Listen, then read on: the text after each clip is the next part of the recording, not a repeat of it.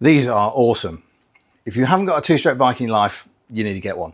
If you've got one of these bikes and it's sat in the back of your shed and has done for a while, you need to get on it and get it working. I took this for roadworthy on Friday. What day is it? Saturday? Yesterday. I took this for roadworthy yesterday morning. Wow. Certainly the first 10 minutes anyway was totally wow, right? The sounds, the smoke. I was only, obviously, because I'm running it in, I was only on about the first quarter throttle. It was smooth, all four exhausts going away. Oh, it was absolutely fantastic. Notice I'm using the term was. Right? When you first rebuild something, or when you've bought something, you know yourself, you're going to be super sensitive to every little noise, every bits and pieces, and you think, oh, if I left that little bit loose or wherever it may be. And look, it went through its roadworthy, no problem. This is now a fully road complianced and registered for 1 year Australian bike. And the next plan for this would be to do 1,000 Ks, make sure everything's 100% bulletproof, and then sell it and continue in the meantime with, actually I've dismantled it, or you can't really see it, but the second bike. The second bike is currently bare frame, filthy dirty, needs rebuilding. The last video we put out was stripping that down. Believe it or not, we've actually already spent $3,958 on that bike. Obviously not the purchase price. And that's for the fairing, the mirrors, the seat, which was burnt obviously, the indicators, the brake lines, the seals, chain of sprockets, shock absorber, wheel bearings, headstock bearings. That sort of nearly $4 worth of stuff is enough to get the bike back to a rolling chassis. What did we spend on this one so far? It's been creeping up. We've got the power valve controller come for this now, because the power valve controller that's on here actually belongs with the other bike. That was about $400 odd, plus a few bits and pieces. So this bike is currently sitting at 13,864. I'm just reading off a board. Right, I don't commit this to memory.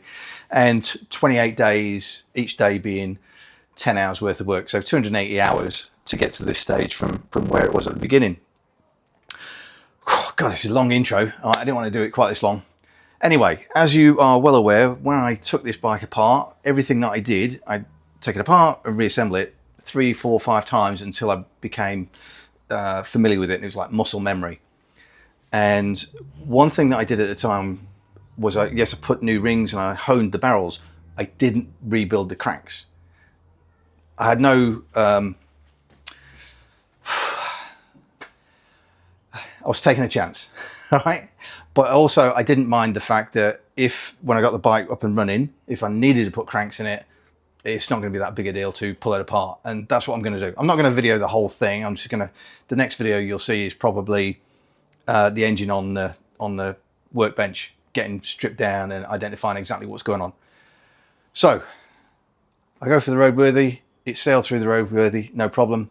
On the way back, I noticed a small rattle, right? Bike could probably keep going for quite a long time, but I don't want to sell this in good conscience with anything that's slightly defective. Not if I know about it, I've got to fix it. So what I want to do with this video is, imagine that you're sitting there contemplating buying yourself a 500 and you're concerned about the cost of engine rebuilds. As well you should be, because I got a quote out of interest before starting this one, and the guy said, oh, give or take about $10,000. That's Australian dollars, so it's like £5,000. Sounds like a hell of a lot of money. How much? I've just priced it all up, and we can have I'll read them off on the board for you. So to do what we're about to do, which is, we're going to do 4 Conrod kits. So that's big end bearings, small end bearings, 4 pistons, all of the center bearings, there's 4 of those because you've got two crankshafts, a pair of left hand, one for each left hand crankshaft, right hand, a pair of those, labyrinth seals, one for each crankshaft. Just a labyrinth seals for 2, that's $120. And the piston kits is $432. What else we got? Gasket kits, you've got a full gasket set, $140, oil seal kit, $116. Right. All of the components that I need to do what I'm going to do on this, and it'll have effectively a totally refreshed engine, all of the components is $1,758. Top tip, don't order it all at once, because the kit that I just ordered for the second bike, when it hit customs, they want to tap me up for another $450 for clearance and bits and pieces, because it's over $1,000 worth of parts. So make sure that when you're ordering stuff from UK, don't order more than $1,000 at once is my advice. Yes, you're going to pay postage, but $450 on what was $1,600 worth of parts in one batch, that's a lot. Good God. Okay, so where are we? To do the rebore, because obviously I'm not going to do the rebore, I need to provide the barrels and the pistons and the rings and all that sort of stuff to the engineering shop. And all being well, the same engineering shop will do the pressing all the crank apart, changing all the bearings and putting them back on. So I'll supply all the bearings. So allow about $1,250 for the engineering work, $1,758 for a rough cut of all of the components. So you're talking about $3,000. It's still a hell of a lot less than $10,000. And all you got to do is figure out how to do it. And I don't honestly think it's that bad, right? But it all depends on where your skill set is. But, you know, workshop manual and stuff, step your way through it. Right. Yeah. You got some points for me, baby? No, I'm not saying anything. Right. You know, as I said before, can't say anything nice. Don't say anything. I said all my shit off camera. Yeah, okay. So apart from the purchase price of this bike, at the moment, I'll be lucky if I get through this at about a total of $17,000. And that's doing everything apart from covering the seat myself and apart from actually reboring and pulling the crank apart and reassembling the crank. So, yeah, it's expensive. Is it worth it though? Absolutely. I cannot wait to ride this bike. I know you're looking, Trace, like, no, it's not worth it, but believe you me, the 10 minutes of joy that I had on the way there means it's worth it to me. It's been quite a while actually since I had a two-stroke, and in terms of riding one of these, 27 years. That's the last time I rode one of these, 27 years ago. Jeez. Oh, You know? yeah. Well, yeah. And there's Old Faithful there. There's Z1000 with only 5,500 Ks on it. 2007 year. Yes, it's far cheaper, far easier, and the rest of it. But it doesn't even come close to comparing with the charisma of this thing. This is That thing stinks. I was following it and I could smell it in the bloody car. That's the idea. Yeah. It's just amazing. Oh, one more thing that's happening to this bike that's added into that price. I forgot to say. The tacho, if you recall, I put a tacho from a 4-stroke FZ 600 that I got the clocks from Germany.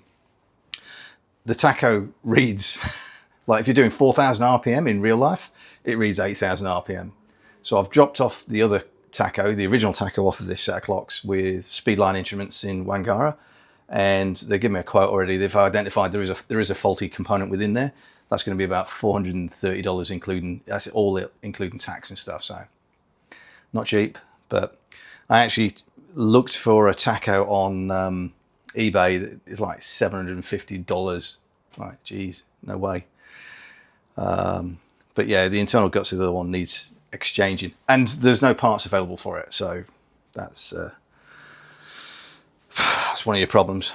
Okay, final thoughts before we break into this. So the next thing you should see ideally is the engine on there all exploded apart. I'll tell you how long it's taken. So from this to engine on there before I strip the engine apart, I'm hoping about 3 hours. We'll see.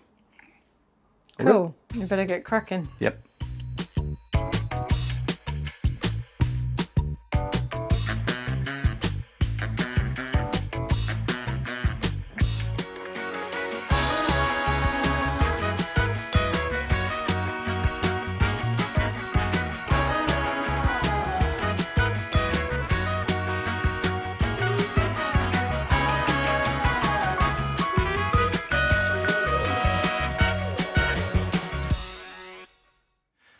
Today's project, we're going to strip this down, find out what the rattle is. We suspect it's the crank bearings or perhaps a big end bearing. Maybe it's a little end bearing. Doesn't really matter. Now we've got it back out of the bike that's been freshly restored. I'm not saying a bloody word. Crack on. Alright. So having restored the bike, we're now going to fully go through the engine. So that's new pistons, new con rods, new crankshaft bearings, again, new seals. Why didn't we do it the first time round? Don't ask that question. Right? But anyway, what's it going to cost? We're budgeting somewhere between $4,500 and $5,000. What's that made up of? A single order from Yambit's about $2,500. I'll include a quick snapshot of what's in the list. You got crankshaft. Anyway, there's a whole lot of parts, postage, customs, etc. That comes to about $3,273. Allowing $1,250 as a bare minimum to get 4 barrels rebored and anything else. So hopefully about $4,500 to $5,000. Originally, I thought I could do it for about $3,000, but that's looking a bit optimistic. So That's why we didn't do it the first time. that is, to be fair, that is why we didn't do that the first time. The first time we probably spent about $400 on new piston rings and new gaskets and new oil seals. So It was a gamble. it was a gamble, and also I don't, this is the part of the project that I actually enjoy, taking things apart and rebuilding them. So it's not the worst thing in the world. I am, however, really looking forward to ride this bike because the little taste that I had taking it through its roadworthy, it's put a little bug into my spark of enthusiasm. Don't get too enthusiastic, it's going. But I have a second one.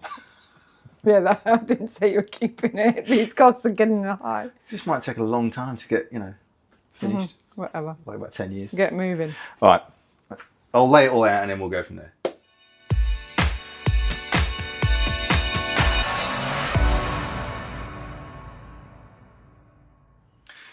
Two hours, she's all apart, no serious damage at all. It was just a loose nut on the end of the crankshaft. When I reassembled this, I was following the Yamaha manual, which says torque it up. Bill, shout out to you, mate. Thank you for telling me. Unfortunately, I was too slow to get onto it because I'd actually already assembled the engine and I didn't fancy taking it all apart again. But what Bill had suggested to me, and I'm suggesting to everybody, is put some thread lock on these nuts on both crankshafts, and then you won't have the problem I had. What was the rattle? This had just come loose, like about a turn or so, and the gear that drives the coolant pump was just rattling around just a little bit. Not massively, but enough that I could hear it just. I was, as I said, very sensitive to these things. Stopped the bike in time, got it recovered, stripped it down. I could have stopped at that point and just tied it up, but hey, it's a Sunday. What else are you going to do? Just take your whole engine apart. Exactly. Right. Get on with the rest of our day. Yes, absolutely. And we're going to throw this for Bailey, yes? All right. See you later.